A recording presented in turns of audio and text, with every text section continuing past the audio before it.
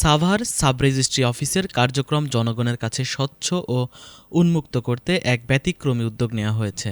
অফিসের মূল ফটকে একটি লাইভ সিসিটিভি মনিটর স্থাপন করা হয়েছে, যার মাধ্যমে সাধারণ মানুষ বাইরে থেকেই ভেতরের সব কার্যক্রম সরাসরি দেখতে পাবেন। রোববার দুপুরে এই কার্যক্রমের উদ্বোধন করেন সাব রেজিস্ট্রার জাকির হোসেন। তিনি জানান, স্বচ্ছতা ও জবাবদিহিতা নিশ্চিত করতেই এই পদক্ষেপ। দালাল সিন্ডিকেট ভেঙে দেয়ায় একটি চক্র তার বিরুদ্ধে অপপ্রচার চালাচ্ছে উল্লেখ করে তিনি আরও বলেন, ডিজিটাল এই মনিটরের মাধ্যমে জনগণ এখন থেকে সরাসরি অফিসের রুটিন কাজ পর্যবেক্ষণ করতে পারবেন।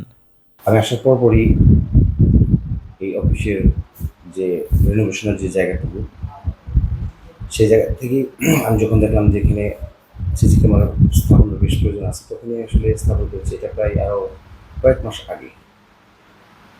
কিন্তু বর্তমান সময়ে আপনি জানেন যে এই অফিসের যে একটা সিন্ডিকেট ছিল, সেই সিন্ডিকেট ভেঙে আমার অফিসের যে জনগণদের পিএল ছিল তাদেরকে এখান থেকে আমি সরানোর পরপরই বিভিন্ন ধরনের উৎসাহ এবং আমাকে হিরো করার যে একটা প্রচেষ্টা বিভিন্ন গণমাধ্যমের মাধ্যমে চলছে, সেই জায়গা থেকে আমার একটা মনে হলো যে যেহেতু আমার অফিসের ভিতরে এই সিসি ক্যামেরাটা আছে, সেই সিসি ক্যামেরাটার একটা মনিটর যদি আমি বাইরে অফিসের ঠিক বাইরে প্রতিস্থাপন করি, এবং এই প্রতিস্থাপন করলে কিন্তু এখানকার যারা জনসাধারণ আছে, যারা এখানে ঢুকতে অনেকেই ঢুকে না, বা অনেকের একটা কৌতূহল থাকে আসলে ভিতরে কী হচ্ছে, তারা কিন্তু এখন বাইরে থেকেই এই সমস্ত কার্যকলাপ আমার এজলাস থেকে শুরু করে আমার অন্যান্য কর্মীদের রুম, আমার মহড়ার রুম, অন্য সব ধরনের রুমের ভিতরে কিন্তু আমার পুরো অফিসটাই কিন্তু সিসি ক্যামেরা আওতাভুক্ত। সুতরাং আমাদের কর্মকাণ্ডটা কিন্তু তারা বাইরে থেকেই দেখতে পারবে,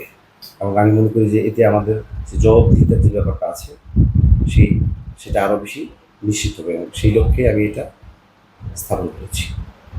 নিঃসন্দেহে এটা তো সামাজিকভাবে এবং আমার এই চাকরির জীবনে এটা আমার জন্য একটা বড় ধাক্কা। কারণ আমি আমার পিছনের জীবনে আমি যতগুলো অফিসে চাকরি করে আসছি, সব জায়গায় আমার এই সুনামের সহিত চাকরি করে আসছি, এবং সব জায়গায় আমার এই জবাবদিহিতা এবং স্বচ্ছতার ব্যাপারটা আমি নিশ্চিত করে এখানে আসছি। এবং সেই লক্ষ্যে সাভার অফিসে যখন আমি কাজ শুরু করি, তো আমার সামনে যে সমস্ত